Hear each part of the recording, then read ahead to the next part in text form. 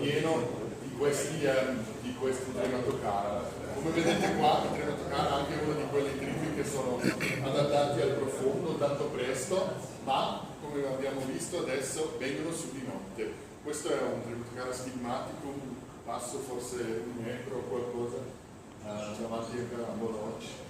Questa specie che è spesso nomato marginatum, variabile da Conis, ma in realtà sono delle femmine di marginatum, e un casino con quelle specie sono molto difficili da distinguere. E qui solo veloce un piccolo filmino che vi fa un po' un'impressione di queste specie tante belle, delicate, che si vede e cosa fanno di notte. E come vedete anche sembra che è già stupito ancora adesso dalla luce, sempre, ma si vede che non sono tanto interessati a tutto il bel cibo che gli sta davanti. Questa è una femmina del marginatum, questo sono un po' come immagino però, e anche si vede che non hanno tanto colorazione ma hanno questi squami tanti trasparenti, e con luce crea veramente questi colori super belli. Tra Marta Beczenska e Polonia sono arrivati tante specie recentemente, 2 o 3, si vede di nuovo una giovane femmina di marginatum. Si distinguono un po' dalla forma della bocca, ma sono tanto difficili da distinguere. Che è interessante anche che si vede anche qui delle distinzioni di eutato. Questo è il marginato che è sempre trovato sulla sabbia, ma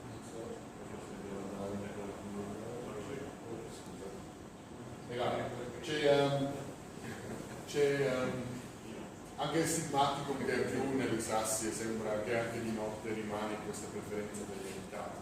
Anche quello qua, il Trematocara zebra, una specie alta del Trematocara che vive più nelle zone sassose, e fino a tanto tempo si pensava era pescato solo sotto i 50 metri, non lo troveremo mai, sarà difficile tutto quello, ma evidentemente quando si va di notte in certi luoghi, questa è profondezza 10 metri sulla sabbia, sono lì, perché hanno un'attività diversa di notte. Allora questo tipo di notte è veramente un'opportunità per noi per catturare quelle specie che non si trovano così facilmente. Qui è un giovane maschio, e qui solo velocissimo un piccolo film, non bene perché avevo il rete in un mano e la camera in un altro, ma qui abbiamo questo maschio di Trematocara. Quello che sto facendo io qua è vado attorno col mio retino, e come vedete è super facile, va diretto nel rete, lo prendo, e dopo il risultato è quello che rimani abbastanza veloce con tantissimi di questi pesci che per tanto tempo erano così animati che non ci si arriva mai, ma se si va di notte è una roba abbastanza facile. Una storia al lato, abbiamo anche trovato che anche questo pesce non c'era tanto di profondezza ma più del scuro, perché in questa zona della Pimbe qua, che con questi sassi grandi si creano delle cave sott'acqua, abbiamo su profondezza di solo 12 metri trovato gruppi enormi di questo pesce con maschio qua tanto bello, con queste puntine illuminate che usano anche come exports loro, e si trova in tanta profondezza in dei gruppi di quelli. E lì eravamo anche fortunati che avevo catturato una femmina in riproduzione, erano giovani, e fino ad oggi Heinz Büscher ne ha a casa ma non li dà fuori, e non so come convincerlo, forse lo scrivete un'email tutti, avete bisogno del non risponde. E vede qui quella cosa, si vede anche che questi pesci che sono attivi di notte spesso hanno questi occhi grandissimi, hanno anche queste pore sensoriche sulla faccia, per esempio, tanto da dire che è un pesce che si sa orientare di notte e di scuro. Ma è raro nei ciclidi, perché adesso di nuovo un passo indietro. I ciclidi di solito sono delle creature molto molto visuali, lo vedete anche voi nelle vasche, che usano colore e comunicazione visuale, tutto quello, un sacco. Per uno è che tipo usano per riconoscenza delle specie, sicuro questo Santorni Retocephalus che si assomigliano tutto, l'altro è per questa selezione sessuale che abbiamo visto, che per impressionare l'altro sesso o anche per impressionare lo sesso stesso, per combattersi e per mostrare dominanza sotto altri, usano questi colori e il sistema visuale. Lo usano anche per mimetizzare, come questi giovani quasi che vediamo qua, e sempre pensavo cos'è, ma sapete che è un pesce che vive anche un po' nel profondo, ma i giovani sono tanto meno profondo, e questi puntini quando sei in acqua poco bassa con i raggi di sole e le onde della luce, questo tipo diluisce la forma ed è veramente difficile da vedere. Usano anche il senso visuale per cibo, per scegliere il tipo di alghe che mangiano. Questo fa tilapia bobs qua che mangia, oh scusa, non ho sbagliato. Eccolo. O anche per predazione, che in due sensi, lui ha gli occhi tanto beni per fare predazione in agguato, ma anche ha la colorazione tanto mimetizzato con l'adorno per essere non visto dalle prede. Allora, cosa fanno la più parte delle ciclidi di notte? Dormono, perché non hanno niente da fare, non vedono niente. Allora, come vedete nelle loro vasche, spesso sono da qualche parte per terra, come quelli qua, anche in camicia di notte, perché spesso di notte hanno queste colorazioni che hanno anche per stress. Spesso quando li metti in un secchio hanno queste colorazioni, spesso hanno anche di notte, perché anche quello aiuta a diluire un po' la forma del pesce. Questo è tanto interessante perché, come abbiamo visto anche in altri posti, di notte un sacco di invertebrati sono attivi. Questo anche sono delle giovani sardini qua, quelli blu, che sono un terrore perché ti vanno in orecchio e sono così lunghi che non escono più. Hanno fatto le immersioni intere con un sardino in orecchio. È veramente il terrore, ma interessante perché anche loro sanno che i ciclidi non mangiano di notte e sono così attivi. Qui vediamo tipo un spuntone di notte che anche ha questa colorazione di stress, bellissimo nella luce, sono opportunistici. Quando li vai addosso con luce evidentemente cominciano a mangiare tutte queste prede non particolari. Altri dormono tutto sulla sabbia, pieno così, esposto alla predazione delle pesci gatto, tutto quello, ma comunque dormono. Questo è una con che è in stato di incubazione, e fa ridere perché tanti incubatori orali, quando i piccoli sono grandi, di notte li lasciano fuori per dormire e solo di giorno li riprendono, perché sembra che hanno problemi di fare la respirazione grave di notte quando dormono, come questo Calosromis qua. Altri fanno strane cose, come questi Calyptrus qua, che sono veramente dormendo, e li ho trovati così, tipo si sotterrano un po' nella sabbia per essere più nascosti delle predatori. Si trova anche quando si va di notte spesso delle immagini così, e questo qua non è fatto apposta, ma questo sono tante specie della sabbia, si spaventano quando si viene con luce e si atterrano nella sabbia. Per esempio succedono delle cose come così, si vede un po' lì che la sabbia era un po' mosso strano, e si vede cos'era successo qua. Era un Ectodus scamsi che si aveva nascosto, non è che si aveva tutto messo sotto la sabbia anche dopo necessariamente.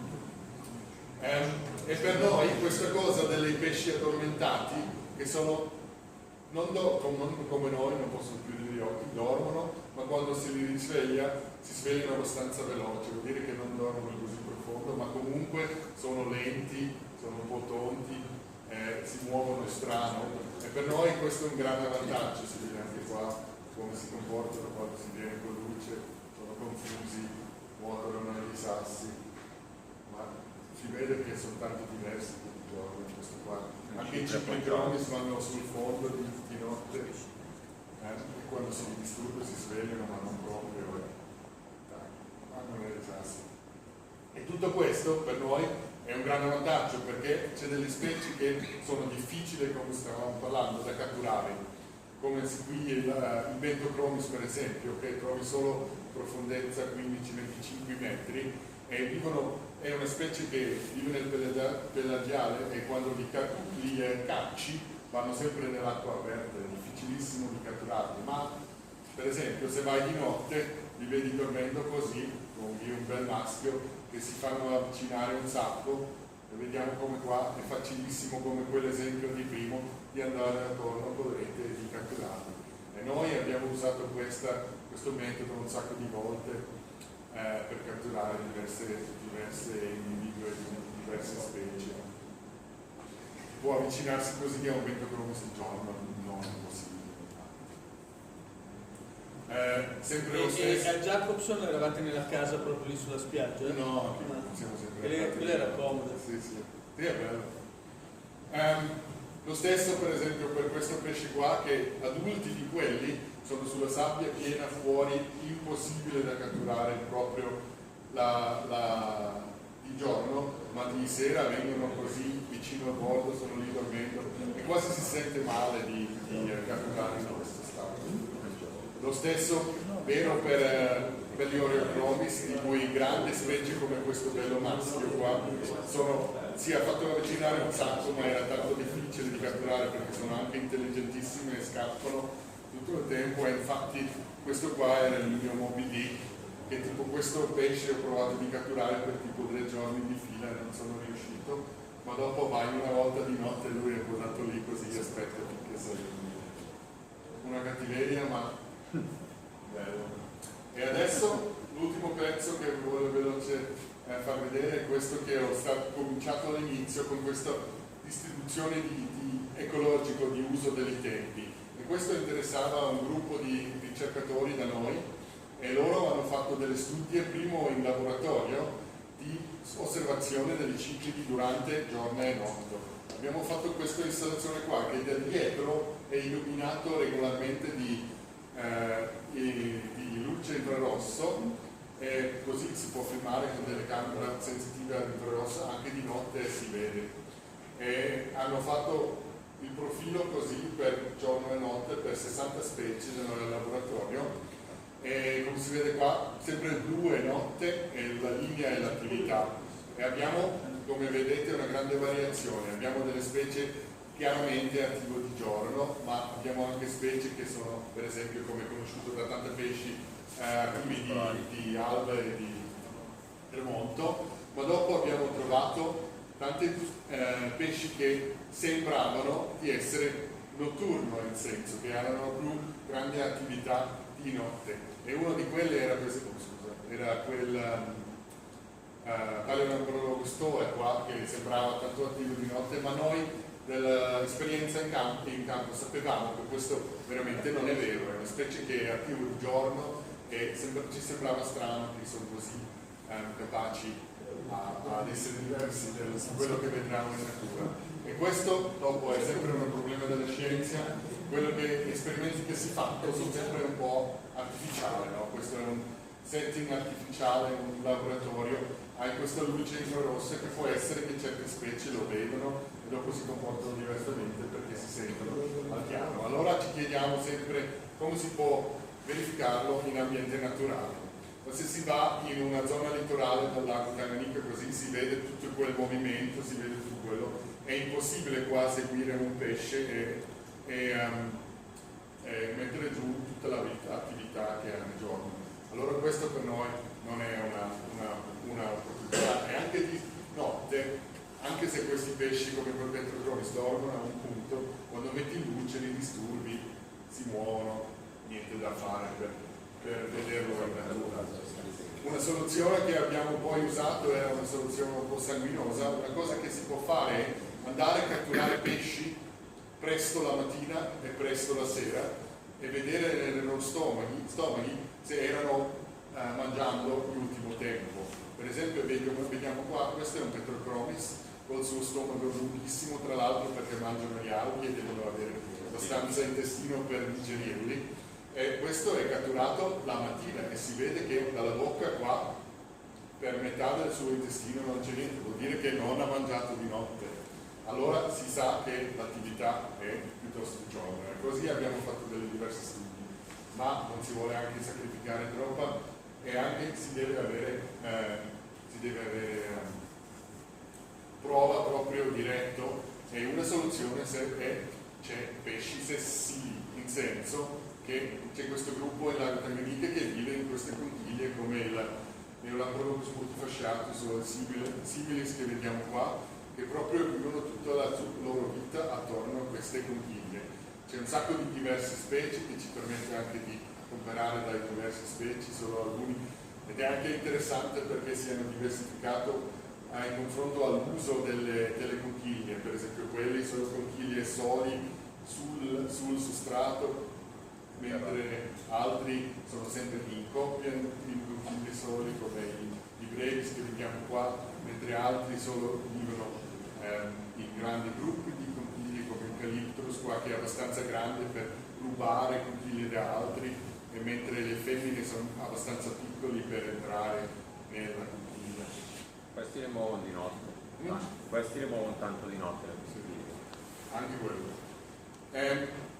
E allora abbiamo usato per esempio questo esempio qua del multifasciatus, che questa è la stessa data ma in una settimana, si vede che sempre di notte erano attivo e i dati vengono così. Questo qua a sinistra vedete uno di queste vasche con il pesce qui tanto poco attivo qui giù sulla sabbia, e si usa controluce perché così si può anche analizzarlo digitalmente, perché si può seguire queste onde. E questo qua è notte, vuol dire che per noi questo in realtà sarebbe buio, ma è illuminato dalla... e anche per il pesce dovrebbe essere buio, ma si vede c'è tanta attività di questo pesce. Ma questo era una prima fase, abbiamo usato senza di lumaca, e dopo in una seconda fase abbiamo messo con luce di lumaca, si vede già più in quello giornale un comportamento tanto più normale, come si vede anche nelle vasche, ma comunque quello di notte si muoveva esatto ed aveva questa alta attività di notte, non sapevamo cosa fosse. Abbiamo poi anche fatto un diverso video con un gruppo, lì era già un po' diverso, ma comunque c'era quell'effetto. E dopo noi abbiamo costruito, siamo andati in campo e abbiamo costruito quella cosa qua, che è una camera con delle luci infrarosse anche, che si poteva mettere lì al lago e che filmava dritto giù, e si poteva mettere questa costruzione su delle posti di conchiglie e cose che guarda fuori un po' così, dove abbiamo anche diverse specie, un abitato tutto in sé tanto speciale, e quando si li vede di giorno da sopra si vede così, si vede un po' i piccoli muoversi, si vedono le tante spugne, l'acqua dolce, si vede questa attività. Ma quando andiamo lì, scusa che non si vede così bene, ma questo è lo stesso di notte, non si muove niente, sono tutti accanto o dentro le conchiglie e nessuno si muove per niente. Lo stesso con altre specie come il Lamprologus ocellatus sulla sabbia, dove c'è la conchiglia qua che è inondato nella sabbia, e si vede l'attività del pesce, si vede anche, se si guarda bene, i piccoli giovani che sono fuori attorno sulla sabbia. E la stessa cosa di notte, si vede un po' male, mi spiace, ma qui si vede davanti alla sua conchiglia, e questo qua vengono degli pescigatti notturni, e solo quando vengono loro lui si va a nascondere, e se no non si muove, dorme veramente. Allora vediamo che abbiamo una discrepanza del nostro esperimento e stiamo ancora lavorando su quello, ma solo i primi dati sono appena usciti in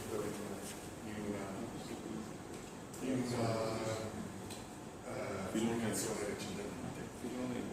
Tanto veloce, sono quasi al fine, ma voglio solo veloce ancora far vedere qualcosa. Quando si è di notte in giro nel lago si vede che tanti ciclidi dormono, ma si vede anche che tanti delle non ciclidi dell'acqua, che sapete che c'è un sacco di diverse specie, sono attivi di notte.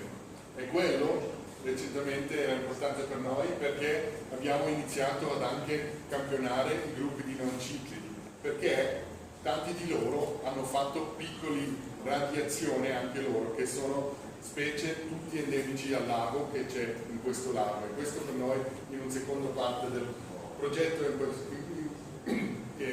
interessante, perché vogliamo anche comparare i patterns che troviamo in quelli con le cose che troviamo nei ciclidi, e perché c'è queste discrepanze che alcuni come gli claroteidi hanno queste forme diversissime e altre hanno solo una specie e non si diversificano.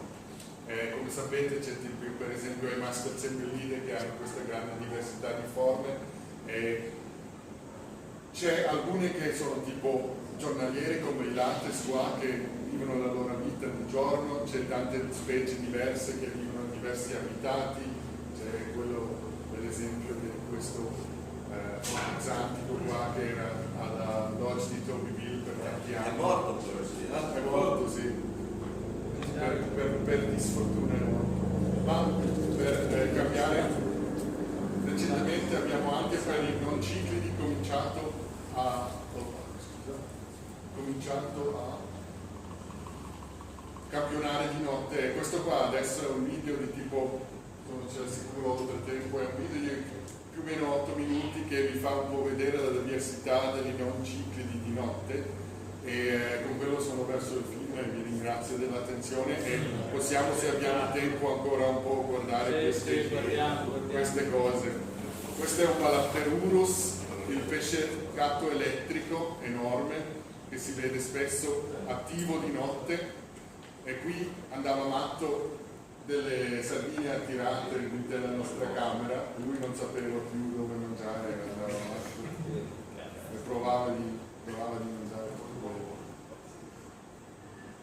Questo sono della famiglia delle Clarotelide, i Chrysictis e parenti, che si vede tanto attivi di notte. Questo è uno che diventa grande, ma c'è tantissime diverse specie, si vedono anche un po' delle forme e del comportamento che hanno anche preso diverse nicchie ecologiche. Per esempio quello qua altro era tanto attivo, questo più un predatore in agguato che ha questa bocca grandissima che prende tutto che gli va davanti all'uso, e qui vediamo una di quelle specie che ha in bocca un Philonemus, un altro pesce gatto che era quasi lunghezza di 2/3 di lui stesso. Questi di giorno non si vede nulla, però. Quelli tanto raro. Questo è un altro, è un Lophiobaghrus, un gruppo di tanto piccoli, si chiamano tipo pesci gatti tadpole, come i piccoli dei rani. Questo è uno delle più belli. Il Philonemus, che sappiamo adesso anche che facciamo ricerche che sono 3 specie descritte ma sono almeno 7 presenti al lago. Quanto diventa grosso il Philonemus? Quello poco, tipo 12 cm. E sono anche tante interessanti perché sono incubatori orali anche loro. Nuovo unicorno. E vanno con quelli antenne lì e vanno a cercare il loro cibo. Questa è un'altra specie di Philonemus che non ha queste allargazioni sulle antenne. Quello classico, l'Ophroglanis occidentalis, un pesce gatto enorme che diventano 60. Dipende quanto gli dai da mangiare. Gli devi tenere un po'. Al lago mangiano un sacco. Gli devi dare poco da mangiare. Abbiamo anche delle specie di claride che sono i pesci gatti più brutti del mondo, ma c'è poche specie. Sono bellissimi. E evidentemente abbiamo questa radiazione delle Pseudodontis che anche stiamo andando su un po' adesso, che recentemente c'era quella pubblicazione che in realtà sono limitato a tante specie, tipo il Multipunctatus e Grandiops sono adesso lo stesso. Che sono, non ho capito, sono tante o poche? Cioè le ha messe insieme o... Le ha messe insieme, sono nomizzati.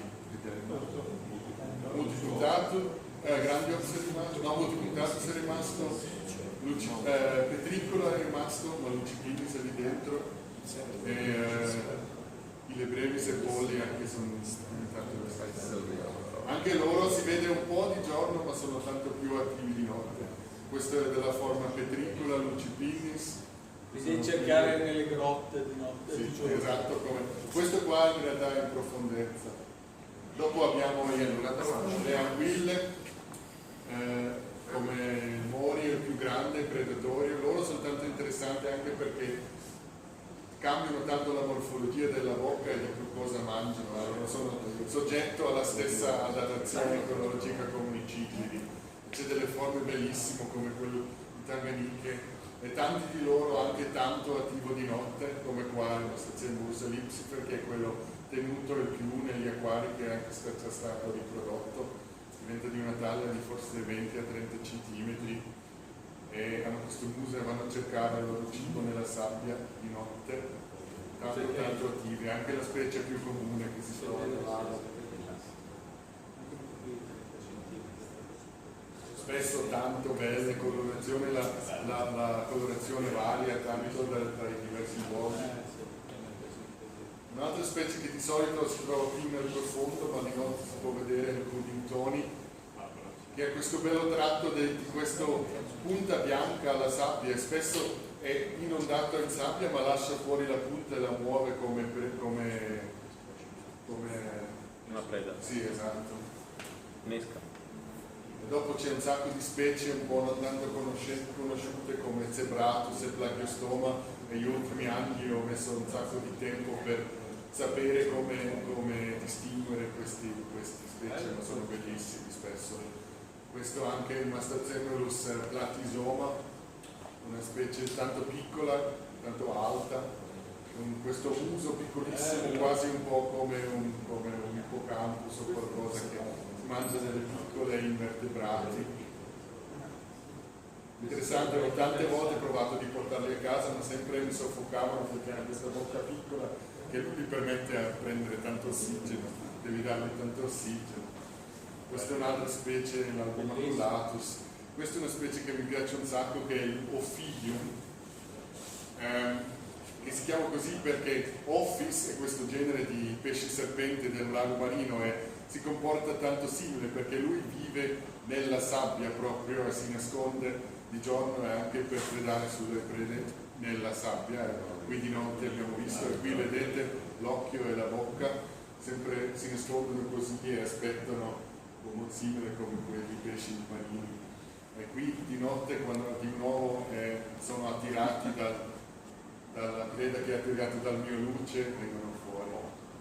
Un altro non ciclide tanto famoso sono i Polypterus, fortunatamente quello era già morto, i Mormyride che si trova anche solo di notte, che sono tanto attivi di notte, che somigliano a quelli di Notiforus che abbiamo visto ieri all'America del Sud, che hanno questo orientamento con questi organi elettrici e questo filo magnetico che usano per orientamento. Si trova diverse specie, questo qua sono un piccolo video di questo è il Zircomius discorinus, ma si vede come di notte sono veramente velocissimo e difficile di vedere, si vede anche lì un po' delle specie che si può vedere di notte. È veramente bellissimo di vedere questi pesci così di vivo, perché la grande diversità di loro è negli fiumi dove non puoi vederli così vivi, ma così di notte si può vedere.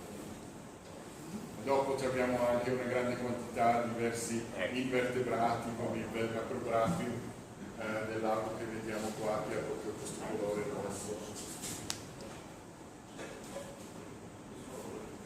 I granchi che hanno anche una radiazione di questo genere, abbiamo 14 specie nel lago che prendono diverse nicchie. Io recentemente ho portato una specie a casa che vive nelle conchiglie piccolissimi con le puntine che sono veramente belle.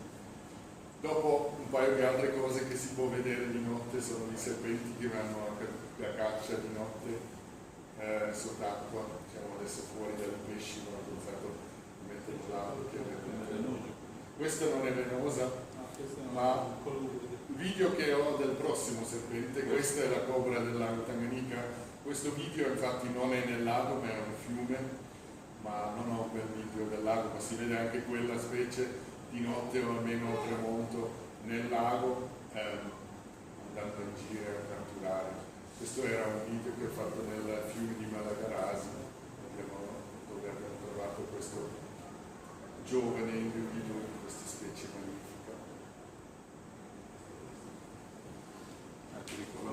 Quella è... Non l'hai portata a casa? No, sei morto quando ti morse, ma sono tutti i serpenti dell'acqua, hanno i denti abbastanza corti perché cacciano pesce di solito e anche loro il muso è abbastanza piccolo, devono veramente prendere il mignolo per morderti, tipo così non sarebbero capaci.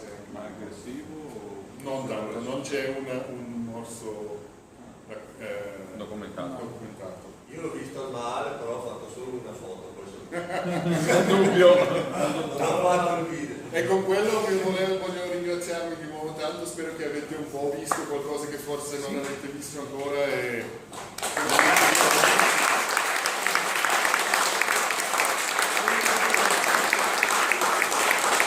Allora grazie, questo poi rimane a disposizione, farei 5 minuti di pausa, poi facciamo un piccolo gioco a quiz con premi anche importanti, così iniziamo, portiamo avanti, preparare i cellulari che ci collegheremo.